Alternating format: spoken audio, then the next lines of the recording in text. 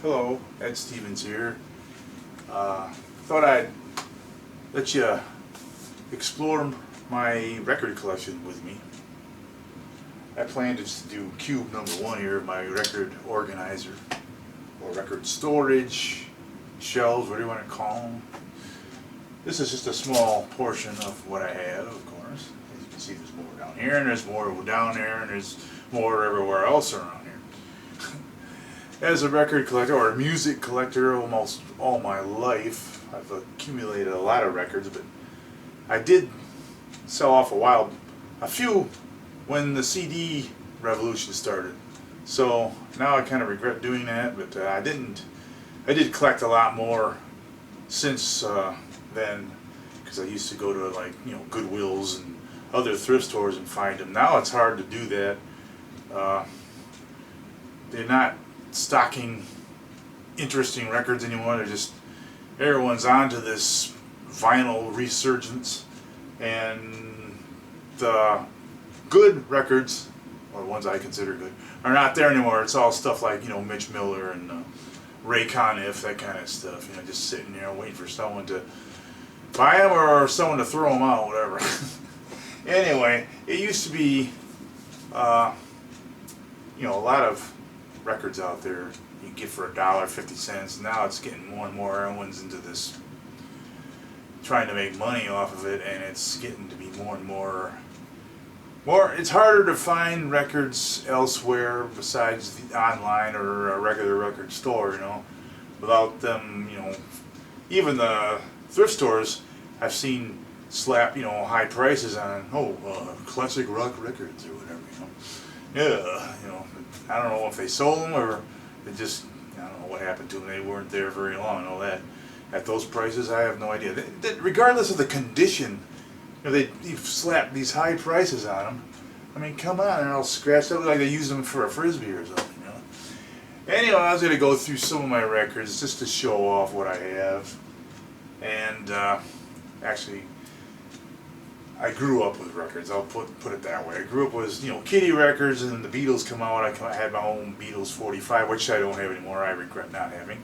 Of course, I let it all get scratched up anyway, because you never think of those things when you're 5 years old.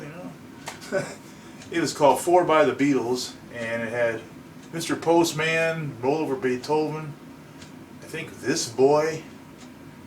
Oh, I can't remember the other one. Misery, maybe.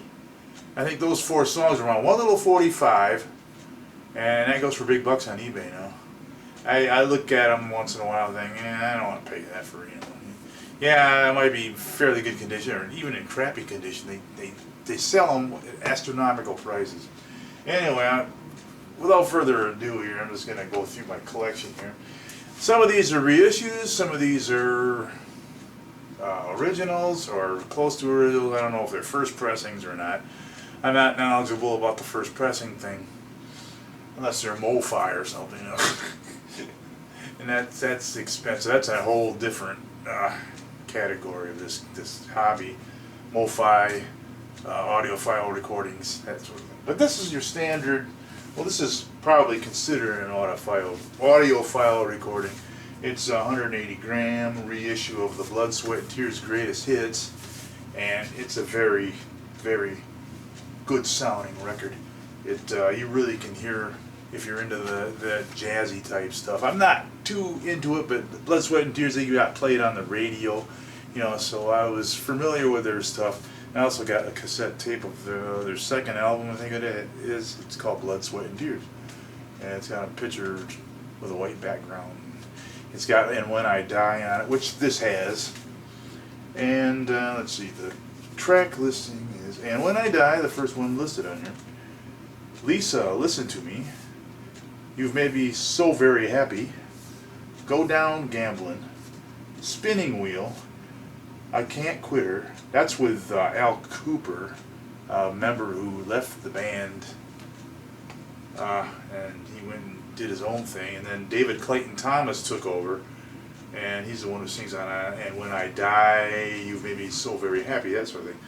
I Can't Quit Her was the last one this is Lucia McVeal. I probably didn't pronounce that right. Sometimes in Winter.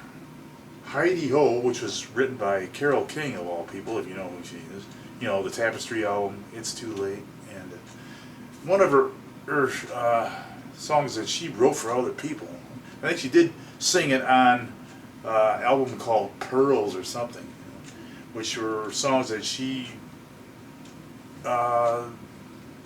rented or sold. I don't know how they do that, but other people sang them, made them hits, you know. Heidi Ho, and then there's God Bless the Child. I Love You More Than You'll Ever Know. That's the last one on here. And it's got the historical perspective of the band.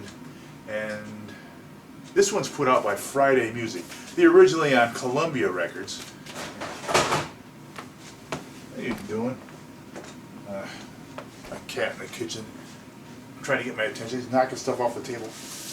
This is Columbia on it, but it was put out by Friday Records. This is just it's a replica of the 2i. Yeah, I'll just leave it in the wrapper. You can see it. Yeah. Anyway, it's very good sounding record. I tried playing one of my originals, Blood, Sweat, and Tears. And yeah, you know, besides the wear and tear, you know, what are you doing back there? Besides the wear and tear, just something about it just doesn't, you know, the technology of then, you know, their master tapes are far better than what they used to reproduce, stamp the records, whatever back then. Good thing the technology is better. Of course, they probably had to improve them to reissue them, but that's a whole other story. Oh well. On to the next. Sgt. Pepper by the Beatles, the 2017 remix. I have the CD of this also. Very good, in my opinion. Some people dislike it. There's always going to be people out there. Very good remix. I love the way the voices, there's more of a presence to the voices, vocals, and the drums are top notch. You can really hear Ringo's drums better, the bass is better. It's just an all around, and the vocals are centered, so they appear to be in the center more than the early stereo versions. The voice would come out of one side, and you know another voice would come out of the other side. They're all in the center now. So if you I got the CD box set too, which comes with a Blu-ray, which I hardly even listened to. I wasn't too interested in it being that separated, but I noticed that the voices come right out of the middle speaker, and you got all the other stuff. But that's yet another video, I guess. Steely Dan's Greatest Hits. This is a Record Club copy. Remember getting it through the Record Club. And it's got Do It Again, Reeling in the Years, My Old School, Bodhisattva. Bodhisattva? Okay. It's a kind of a jazzy type tune. Showbiz Kids, East Street, Louis Toodaloo, Ricky Don't Lose That Number, Pretzel Logic, Any Major Dude, Here at the Western World, Black Friday, Bad Sneakers, Dr. Wu, Haitian Divorce, Kid Charlemagne, The Fez, Peg and Josie. This is a good compilation. It's got a cool picture of them inside here. And I played it recently. I'm not too crazy about how it sounds. I don't think this is probably a Record Club reissue. I think I got it back in the 80s. And it's on a later MCA label. And they don't sound, they're not bad, it's just it doesn't blow you away, you know.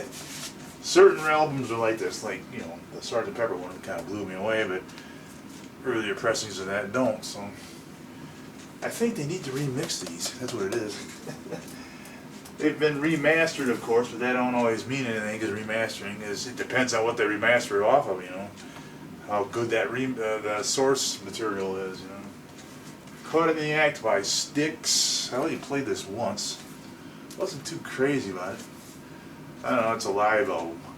And I should give it another spin now that I got a better turntable, better cartridge and stuff. I should give it another chance, but it's got all their hits done live.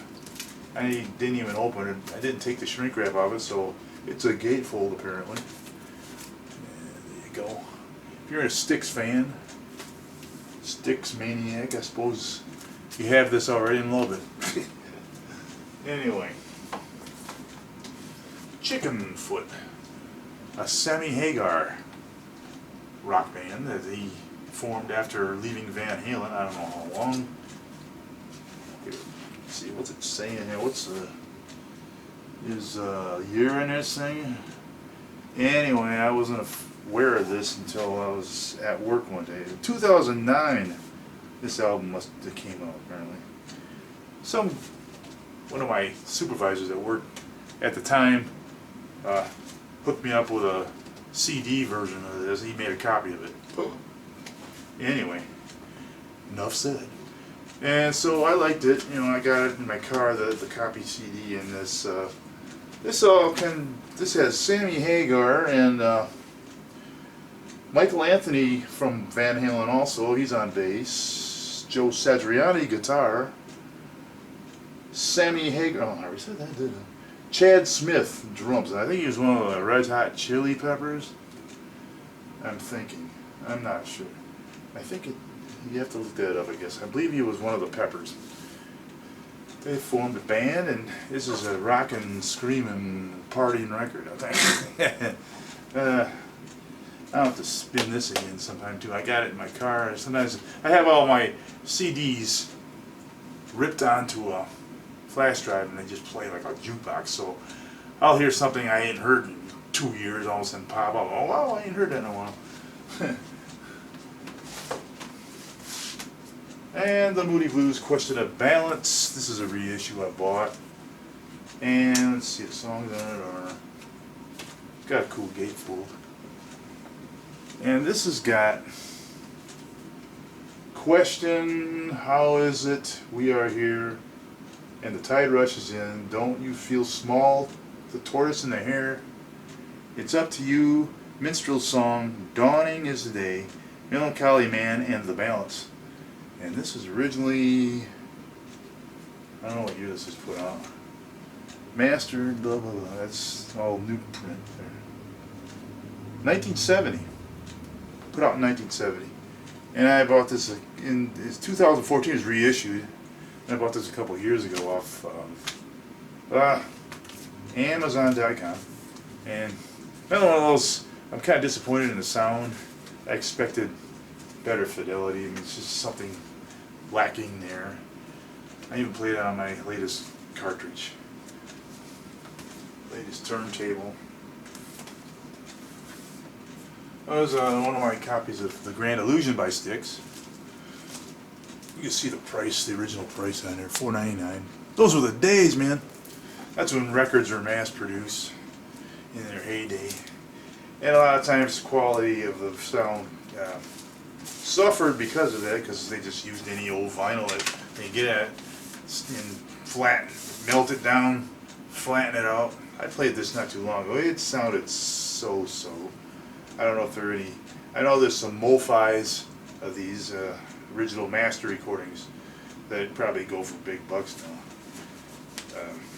But this is a good album. I like it. The Grand Illusion's got Come Sail Away on it, and Miss America. Is that the only single that was on there? You're Fooling Yourself, Superstars, The Grand Illusion, of course, Miss America, I said that. Man in the Wilderness, Castle Walls, and The Grand Finale. Very good album from 1977. It's also got a poster in it. Groovy, eh? Now I got another copy of this. It doesn't have the poster. I don't believe it does. And I've got 8 tracks of it. I got a CD of it. Hey, poster time. Hey. The Styx Band. Now Dennis DeYoung is no longer with them. Where is he? That must be him there. I thought he had blonde hair. Yeah, he's no longer with them. Something about he can't perform live under the stage lighting. It makes him tired or something. I don't know. That's something I read a long time ago. But he had a falling out with the band too, because he wanted to add theatrics to his music. And the other band members wanted to rock and roll. They didn't want this, have to recite some silly, I don't know, poem or whatever before they get into a number. So I don't know what he was thinking of. And I think that all started with Kilroy Was Here or something, that album, which I have in my collection here. Okay, what we got here? Okay. Tubular Bells by Michael Oldfield. And this is an all, if you're not familiar with this, it's an all non-stop instrumental, both sides. And this is a quadraphonic pressing of it. Quadraphonic is a whole different video again. And this was the theme from the Exorcist movie, if you're familiar with that. Actually, you never hear the song in the movie. It's just maybe briefly, maybe at the end credits. I don't remember anymore. But it's not in the movie at all. But it was on the radio, an edited version, of course, for a 45 single.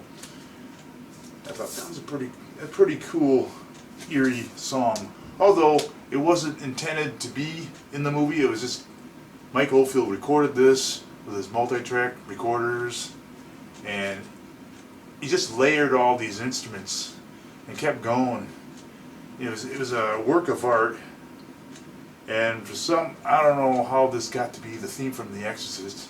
That's a whole different subject, of course. Just thought I'd let you know this. I got a CD of it and an 8-track, I believe. Or is it a cassette? I don't know. I had an 8-track of it. It was a quad 8-track. Nilsson Schmilsson. This is being re-released. It has been already on a 180 gram issue, reissue. This is an original. Now they're coming out with a 45 RPM version of it. Mobile Fidelity Sound Lab. And I ordered one of those. It's on pre-order, so hopefully it don't take too long. I had to get my pre-order in, otherwise if you snooze you lose, you know, them things, you know, they sell like crazy, you know.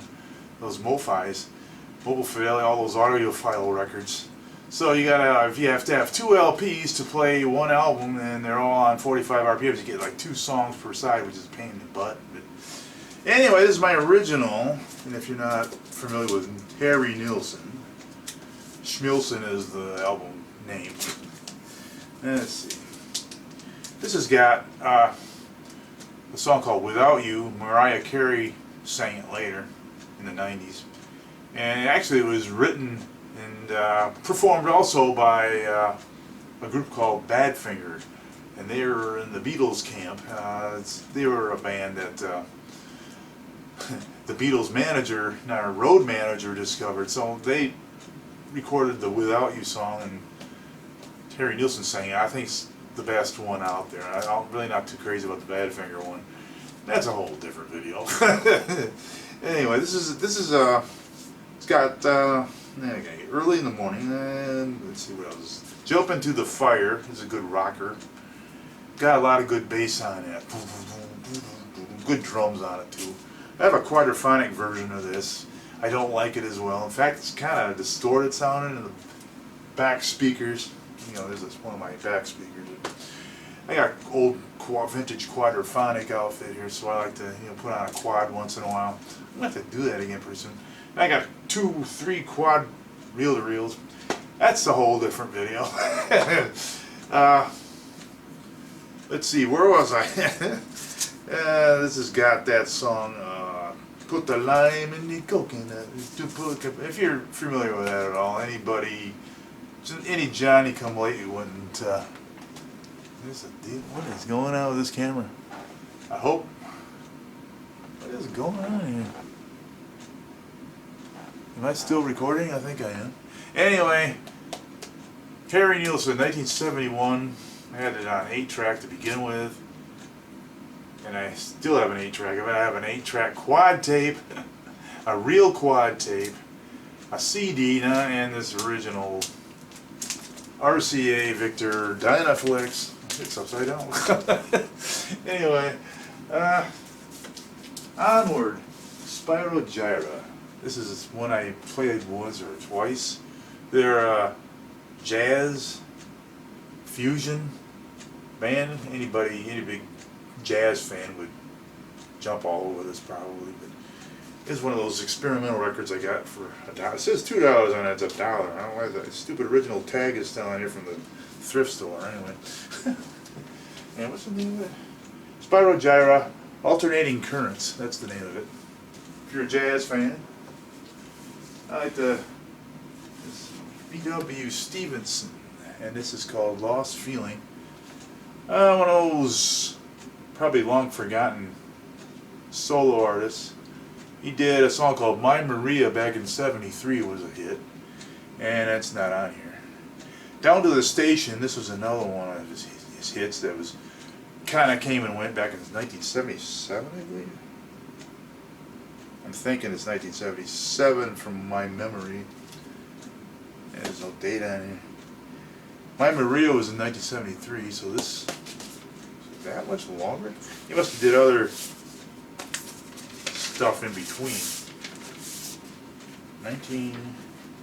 Yeah, I was right, 1977. On the Warner Brothers Palm Tree label, one of my favorite labels. I love that album. I love that label, man. It's just so cool looking. Is that okay? Am I looking at? Okay, it's there we go. Perfect. Okay.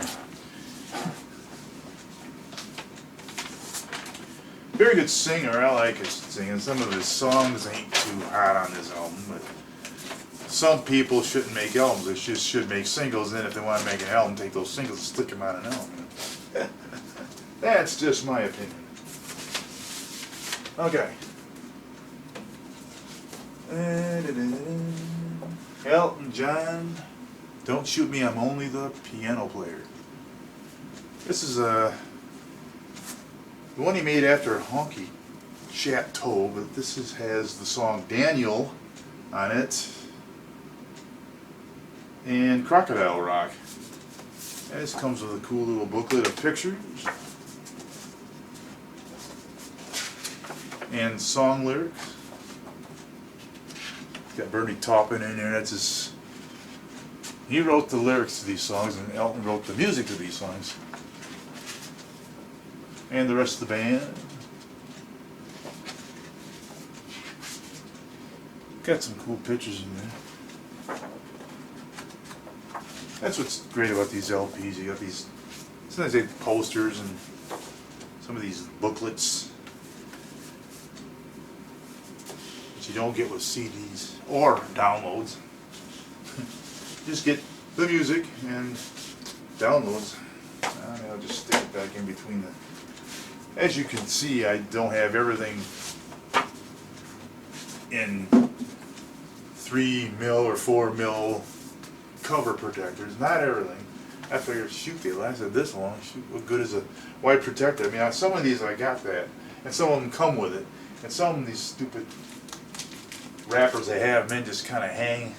It's another thing I hate about this. You got to get the really clingy kinds to make it, it looks better that way.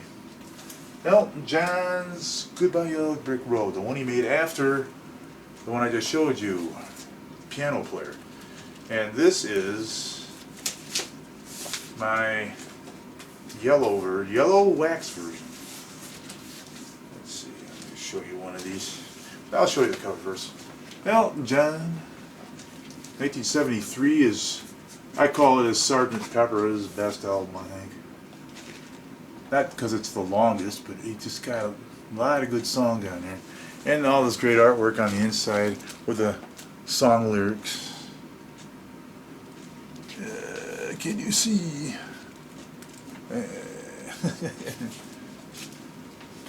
Okay. Now for the vinyl. I bought this yellow version. Here's the opening. To coincide with the title, Yellow Brick Road. Goodbye. And then you can see the piano keys on the label there. Aren't they cool? Goodbye, Yellow Brick Road. Oh, sorry. I won't get into that. I'll spare you my singing. This is a reissue, of course. It's just the last, 5 years or so I've had this. I've got other original copies of it too. I had it on 8-track, and I got the CD.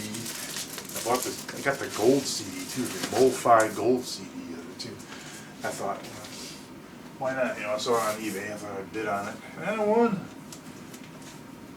Pink Floyd's Dark Side of the Moon reissue, the 2016 remaster. Now it sounds awesome. This one here. I had some original copies where, you know, not besides the scratches and the, you know, they just didn't have the oomph this does. You listen to the clock on the song Time, you just hear it click, click, click, click, click, click, a lot louder than you do on the original versions. And I got 8 tracks of it. I have a quadraphonic version, old surround sound version, which came from an 8-track, which is now on a reel that I bought off eBay just to hear what it sounded like. You know, it has the separation and all that for surround sound, but yet the fidelity isn't all that great because it come off a 8-track. You know, not to say all 8-tracks sound bad, but those particular 8-tracks did. I mean, I don't know. That's probably has to do with the formulation and all that jazz. Well, anyway, you know, Dark Side of the Moon. You know what the songs are: Money, Speak to Me, Any Color You Like, the Great Gig in the Sky, Breathe in the Air, Any Color You. I said that. Brain Damage. You know, that's classic album. Keeps winding up on the top 100 charts or whatever, over and over again. And it's almost 50 years old for crying out loud. Here I got a reissue of Wish You Were Here, which is another great sounding LP. And it's got Wish You Were Here. There were no singles that came off of this album. This is 1975, and this is all remastered from the original analog tapes by James Guthrie and Joel Plant and Bernie Grundman. Now you'll hear his name in other videos, other more knowledgeable record collectors and audio files. Yeah, Bernie Grundman is the one who really updated this great light. And what we got here? Mazzy Star. So Tonight I May See. This has Fade Into You. It was a hit back in the 90s. 1993. Okay. And reissued in, I don't know what year this was reissued. But yeah, they didn't have records of this at the time, I don't believe. The 90s is when the records were finally is all CDs. CDs heyday. So this is a reissue, and I like it. It's kind of a, I don't know, it's got a real, it's a spacey type of record. I'd say it was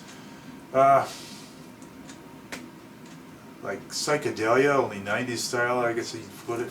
There's a lot of spacey like songs in it, you know. And then it's got kind of a folky. This like Fade Into You sounds like something Bob Dylan would have done. I mean, it's the way it, if you're not familiar with it, you know what I mean. Mary of Silence, 5-String Serenade. There's some different arrangements on here. Elton John Friends. Now this is a movie soundtrack, or I've never seen the movie. I did play this a while back. It ain't bad. It's his early stuff. Let's see, when did he put that out? 1971. This is before he was really famous. He didn't get really famous till like a year later or so, and then the 70s, he just rode out the 70s. He was like the Beatles of the 70s, only one guy.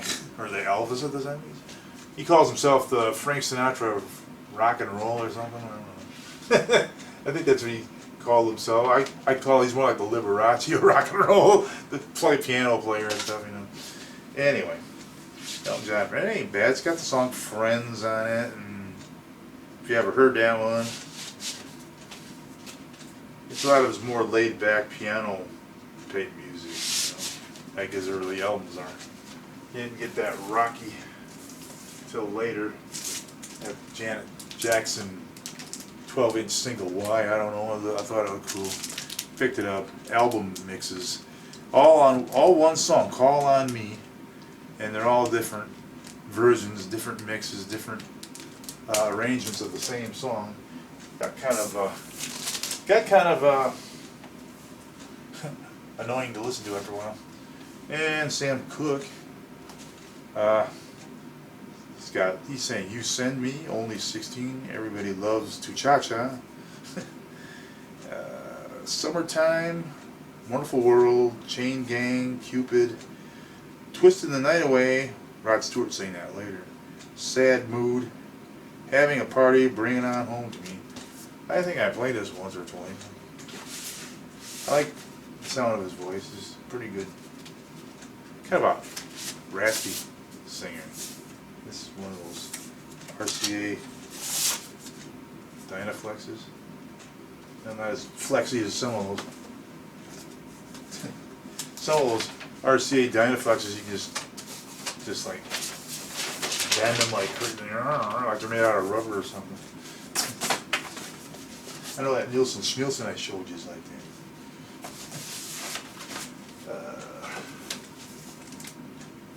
Let's get that one. This is Alice Cooper reissue of Killer from 1971.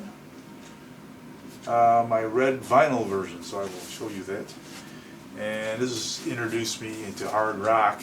I was like 12 years old, bought the 8-track, and I was never the same since. I mean, before that I was listening to stuff like, it wasn't, crap like the Osmonds. I always hated the Osmonds and stuff. But as my 8-track, I listened to stuff like that Guess Who, Carole King, and Faces with Rod Stewart, and a Rod Stewart album, Every Picture Tells a Story. All that was on 8-tracks in my early collecting days, and then along came Killer, which is on an 8-track too. And I bought a used vinyl record of this too. I have it in my collection somewhere. CD of it, and now this red vinyl collector's item. Where is it? There you go. Kind of a red marble splatter type vinyl. Real cool. I don't know. They probably still got some copies out there. Don't imagine I bought the last one. Very good album. Like I said, it introduced me to hard rock. And Alice Cooper was a bit of a mystery when he came out. We didn't know. We heard he was Alice was a guy. We thought that was strange. That was kind of, revolutionary to our minds or something. Okay, he's a guy. Okay, is he one of those whatever? We didn't know what to expect. I pictured Alice Cooper as a Janis Joplin type singer at first when I first heard the name. So I heard that he was coming to my town to do a concert, and he was on Alice Cooper coming to. I envisioned a Janis Joplin type singer. Never knew it was a guy at the time. Anyway, I got Ghost Town Parade by Les Dudek. Now this singer here was never really, he made some good albums, but his fame never really took off, and he did a lot of session work for more famous singers like Steve Miller, Boz Scaggs. There's another one out there.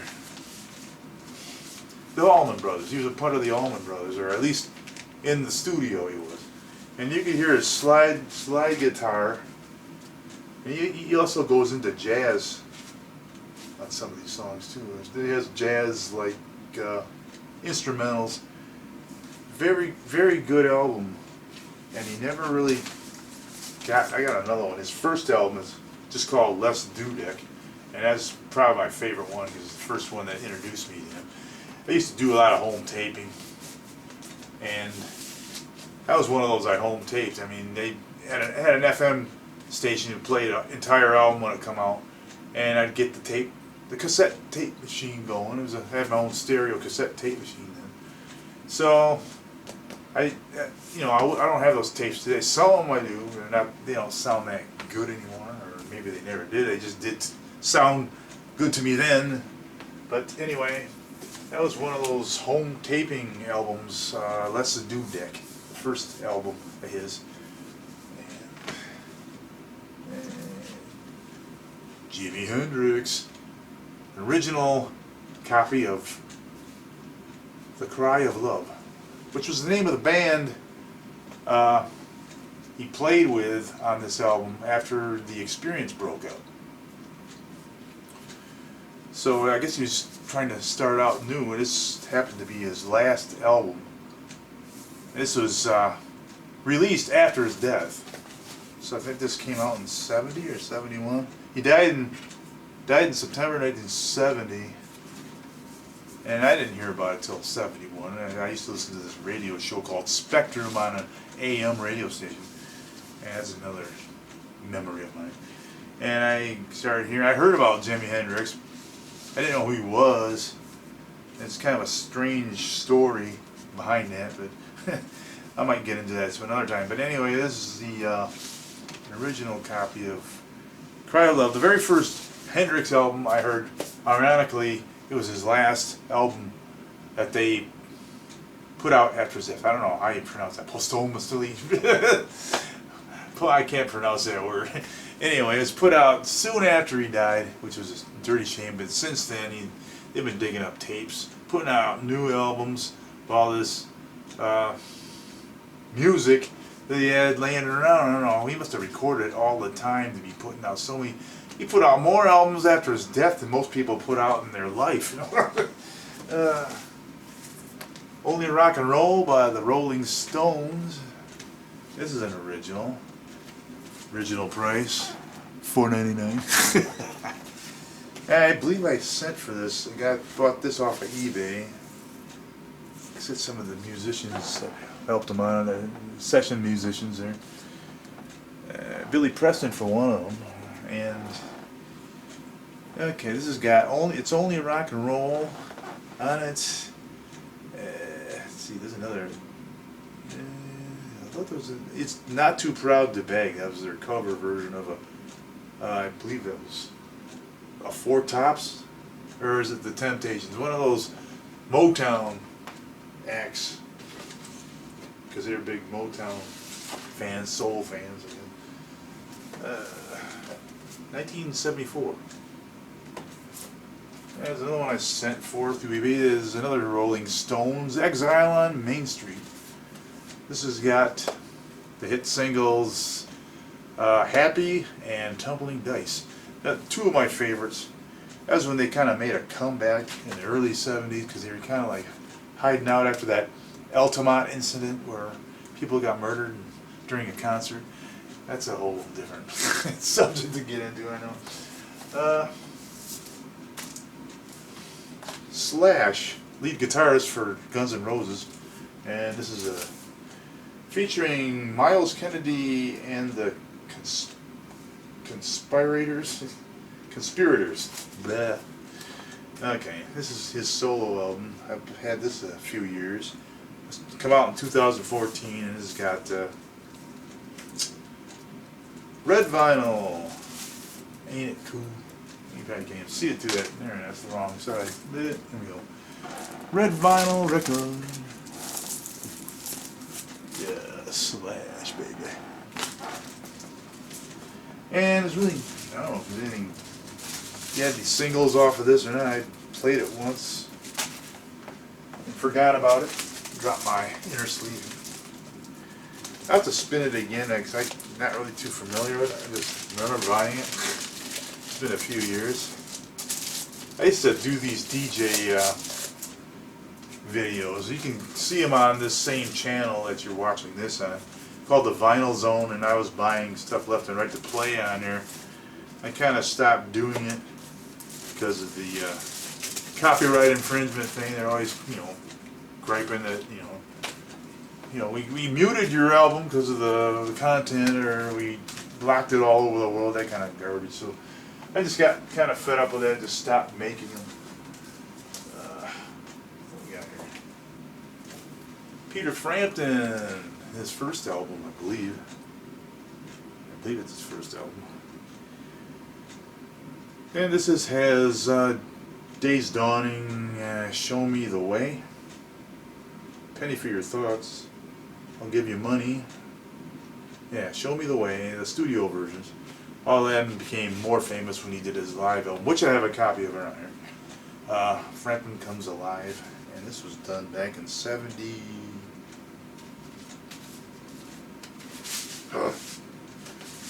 Well, early 70s, middle 70s. I don't know. He got big with that live album in 76, I remember. So everything wasn't too long before that. Used to be with a group called Humble Pie. It was headed by what was his name? Oh, can't remember his name now. Shit.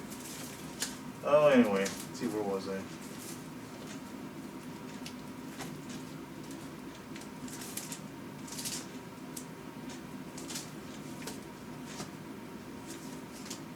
How'd that happen? Okay. Pink Floyd, The Wall reissue, I got a few years ago. Sounds really nice. I had an older copy of this. It was all yellow, so I sold it on eBay for a pittance. I paid a lot more for this than I'll probably ever make on a friggin' vinyl sale. But I like it. It's a very good album. And you know, it's got The Wall song on it. We don't need no education. 1979. Okay, what's that? There we go. Getting mixed up here. Rod Stewart, Night on the Town. This has Tonight's the Night. First Cut is the Deepest. The Killing of Georgie. And I think those are 3 singles that were, at least 2 out of 3 were released as singles. I remember hearing them on the radio. Recently bought John Lennon's Rock and Roll reissue. I kind of like it. I've heard pieces of it on his compilation CDs, so I bought the whole thing this time. Got Stunt by the Barenaked Ladies. This has 1 week, and it's all been done. This was originally done on CD in late 90s, and then they recently pressed in vinyl, so for vinyl lovers. So you got CD sound on vinyl, so some people would, you know, diss it for originally being a digital recording pressed to vinyl. A lot of purists out there don't like that sort of thing. Revolver by the Beatles. Now this is an original, I think this is a mono copy? I could say stereo on it. And I was into collecting Beatle records off eBay to get the American versions that were out of print. This is one of the American versions. That only had 12 songs on it. Yeah, only 12 songs, and the original UK version had 14. So we got shortchanged here in America back in the 60s. I believe this is stereo. I think I got a mono version of it too. Yeah, it's stereo. I can go make a whole video on just the Beatles. I don't want to get into that. I'm sure everybody else has done that anyway, so why bother? Why reinvent the wheel, right? The Byrds. Mr. Tambourine Man. They did a Bob Dylan tune. And I think I played this maybe once. And I Feel a Whole Lot Better is another song. Let's see what other singles. Chimes of Freedom. All I Really Want to Do. I Knew I'd Want You. Here Without You. You Won't Have to Cry. Spanish Harlem Incident. Yeah, that's just some of the songs on this. I'll have to put that on. Shoot, I don't know what it would sound like on my new outfit here. Making Movies by Dire Straits. Another Dire Straits. Their reissues, their MoFi reissues are selling like hotcakes. They're like $55 records, and they just sell right out. I finally found one of their albums, which is not this one. Communicate. I got one coming in the mail soon, and I finally found a dealer on the internet that had a copy for sale, for crying out loud. Everyone else was sold out. Okay, 180 gram version of Superfly by Curtis Mayfield, one of my favorite soul records. It's a soundtrack to the movie Superfly from the early 70s. Great music, yeah, lousy movie. I mean, it's really poorly. I mean, by today's standards, it's really, you know, it's almost, it falls in the so bad it's good type movie, you know. That's my opinion, okay? So don't write me and call me a bunch of names or anything. I also bought recently the MoFi 45 RPM version of this, and it sounds far better than this. Not that this sounds bad. This is a reissue also. I also have an original that's got some scratches on it. But this has the cool, from 1972, got the cool die cut opening here, which shows the song titles, and there's Superfly, shut, open, shut, and everything's the same otherwise except for this original, the die cut opening there. Rumors by Fleetwood Mac. Not one of my favorite bands. I mean, I can listen to them, but I don't really reach for them, you know. I had a 45 RPM version. It's just to hear what it sounded like. It sounded good and all, yeah, but I heard these songs so many times on the radio. My gosh. Barclay James Harvest. Time Honored Ghosts. I remember hearing this on one of that radio show would play full albums, and I thought I'd buy it here. I think it's another one of those I played once. I think I'll give it another chance. Supertramp, Breakfast in America. This is my original copy from 1979. I played the crap out of it too, and it still looks good. I mean, there's no scratches or anything. Probably some surface noise. But I got 2 other copies of it. I bought our original master MoFi of it recently, and an orange vinyl version of it. I guess it's supposed to coincide with the orange juice or something, the orange vinyl. The orange juice she's holding and the orange suit she's wearing. There's a weird theory that this picture predicted 9/11, and it is, you know, really accurate the way. I mean, you get this Supertramp and you got UP, and you put it in a mirror, and it looks like 9/11, and then right above the Twin Towers. It's right above the Twin Towers there. So there's all kinds of weird clues in there, like what if, you know, there's like a theory out there that it was all planned and this album was predicting it. I don't know. There's information on the internet about it, you know, but they say it's a lot of crap.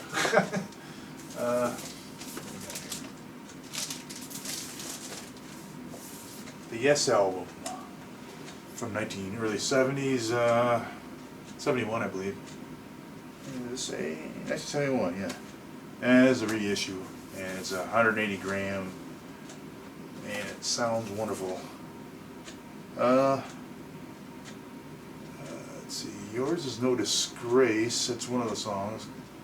Starship Trooper, I've Seen All Good People, Your Move.